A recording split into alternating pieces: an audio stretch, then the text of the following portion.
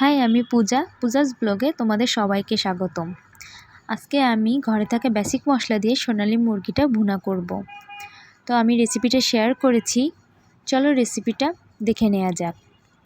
এখানে আমি মুরগিটা ভালো করে ধুয়ে লবণ, হলুদ আর ঝালের গুঁড়ো দিয়ে কিছুক্ষণ ম্যারিনেট করে রেখেছিলাম।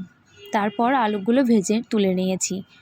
তারপর তেল গরম হয়ে গেলে তেজপাতা, দারচিনি, এলাচের ফল আর পেঁয়াজ দিয়ে ভালো করে পেঁয়াজটা ভেজে নিয়েছি। তারপর আমি একে একে সব মশলা দিয়ে দিয়েছি, জিরা বাটা, আদা বাটা, রসুন বাটা, হলুদ গুঁড়া, ঝালের গুঁড়া, লবণ, সব মশলা দিয়ে কষিয়ে নেওয়ার পরে মাংসটা দিয়ে দিয়েছি। মাংসটা ভালো করে কষিয়ে নিয়ে আমি এর মধ্যে আলুগুলো দিয়ে দিয়েছি, ভেজে রাখা আলুগুলো দিয়েছি। তারপর আলু দিয়ে ভালো করে কষিয়ে নিয়ে আমি এখানে মাংসের জল দিয়ে দিয়েছি। গরম জলটা দিলে বেশি ভালো হয়, বাট আমি ঠান্ডা জলটাই দিয়েছিলাম।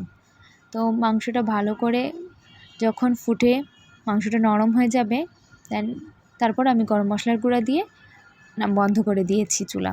সবাই ভালো থেকো।